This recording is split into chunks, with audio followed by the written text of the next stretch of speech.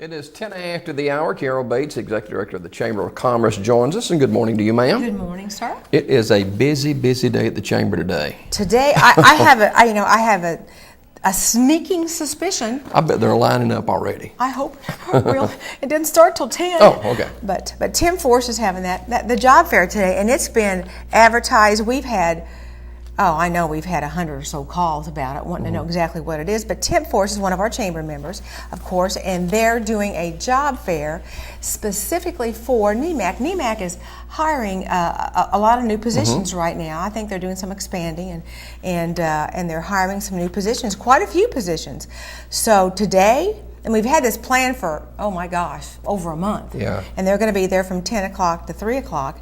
And you might be right. I may have to just leave my car here at the station and walk to the chamber, later on, because I got a feeling it's going to be really, really crowded today. What do people need to bring for a job fair, do you know? Well, I was years and years ago, I worked for an employment agency in Indiana years ago. And people, I have noticed, people don't seem to understand that when you're coming, even to temp force, okay, you still want to put your best foot forward. You dress the part and everything. You dress appropriately. You don't bring your kids with you, and you bring some sort of a resume summary of what you've done. I think temp force always requires your Social Security card and your specific information like that. But I think what we're getting away from now, as the public is getting away from, is the importance of this is their first impression of you. And if they're going to recommend you to NEMAC, when I was doing this for a living, and I was working with manager trainees and secretaries and this kind of thing, that's my reputation going to that company. Never run out of tea, by the way. Never run out of tea. That's right. But still, you have to put your best foot forward. You really do. Have good preparation. Look like you want a job. Look the part. And Temp Force is a great company, and they're one of our members. We have several other temp agencies and stuff, and we may end up having to have a full-fledged big job fair at the rec center. We've had so many phone calls from other companies, so this could spin off into something more. But today it's Temp Force. Companies are hiring. Yes, they are. Yes, they are. Companies are doing some hiring right now. So I think if folks have the skills and are willing to get themselves dressed like they mean it and want a job, they can find one. Yeah. I truly believe that. I always have. Now that's from 10 until 3 today. Yeah, and they're going to cook hot dogs out there for the folks too, I guess. So it's going to be. Well, I'd come by for that. Yeah, that's sure. It can't hurt. But they're going to be there all day from 10 to 3, and they're going to be hiring for NEMAC. New chamber member that you've added. We've added lots of new chamber members lately. We overall we've added. I think last month I reported to the council we had 2 major new members last month. We had 59 reinvesting members last month, and the folks that bought out the Alabama Trust Bank, which is it's South. Oh my gosh, it left my brain. I'm sorry. Anyway, I didn't put it down here. Anyway, but they're new chamber members, and they're based out of Oxford and Anniston, and they're going to be good chamber members and good community supporters. They've already talked to me about that, so we can look for great things from them too. I think I really do. You got an event coming up in downtown. Yeah, we do. And this new member, this is Daniel Parmer, who is with DP Records, and he's a small record company he's developing here in Sylacauga. What is this group name? Wow, the name of his group is called Haint Blue. Read off of this one. Be it the means. Be it the means. And I talked to him yesterday, and I said, I don't want to mispronounce this tomorrow morning, please, so help me out. It's Be It The Means, and they're playing on Friday night, starting at 8 o'clock at the 318 Coffee and Bands on First Street, right at the catty corner across the street, across from Frontier Bank over here. And I think their band may appeal more to maybe the younger generation, but also he does some good crossover music also. Do they do that outside or inside? I'm not sure how they're going to set that up. Okay. But it starts at 8 o'clock, and there's a $5 cover charge. So I expect they'll be inside. but they'll probably overflow outside too. But and as nice as the weather's going to be this weekend again, so it should be a really great weekend because Celebration was last weekend when we were sure blessed with wonderful weather for that. Yeah. So I really think that this weekend is going to be similar, and this band is it's just another example of all the talent that we have in our area. I'm amazed every day at the amount of talent that we have here in Sylacauga. I truly am. And Daniel Palmer and DP Records are our newest chamber member, and they're going to be putting this show on tomorrow evening at 8 o'clock at the 318 Coffee and Bands on First Street. A lot of events taking place yet to go in June. Yeah, and yes, there are. And I'm trying to. I don't want to get too far ahead of myself because we've got, next week, of course, that our board meeting's on Monday. And this board meeting, we're not going to be having a meeting in July, so this board meeting is going to be a business meeting because there's a lot of things that we need to keep going for fall. We've got to get going with as far as our new chamber board members coming on, and we've got the awards to get ready for the banquet in October. We've got plans on some renovation for our building. And Neil Harris from Home Depot, who is on our board too, he is trying to help us with that and get that started. And so all the committees we're going to sit around and discuss where we need to be and get a plan in place for the fall and for the coming years. You really, as the chamber grows in Sylacauga, you're really cramped for space. In the building. Sometimes we are. We have that large conference room and the smaller conference room, but there are times when, and then in my office, I've got a conference table there, but there are times when you're right. If you've got a couple of events going on at the same time. Yeah, the building is full. Yeah. The building is full. And it's used on the average. I think last month it was used around 23, 24 times, just the conference room, aside from what we usually have it for. So it's, and we had 225 walk-ins, folks just coming in for information last month. So it's a busy, busy place at the chamber, and these activities that we're having, more and more are looking toward helping our membership and gearing up for that. And now we have a coffee too. We have a coffee next Tuesday at the chamber, which is the day after our board meeting. And Sheila Curtis, she's the State Farm Insurance agent here.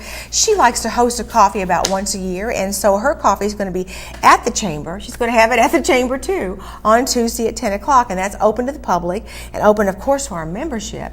And she does a nice job, and it's nice to recognize our members, and they want to be able to spotlight and showcase what their companies are, and more that's a part of what we are. I'm going to start showcasing different of our big corporate sponsorships as far as our chamber champions with my chamber chats in the coming month. And so Amherst is going to be the first company that I do that with toward the end of June. So we just really want to make sure that everybody that has the opportunity to showcase themselves gets that. So. Another candidate announcing for City Council in the municipal elections in August. Of course, that's Billy Hay in District 5. And as we draw closer and closer, there's going to be more interest in these political races locally. Definitely. And we were talking at the chamber about this, and Walter Jacobson, who is my liaison, and Cass Curtis he's my intern this summer helping me out.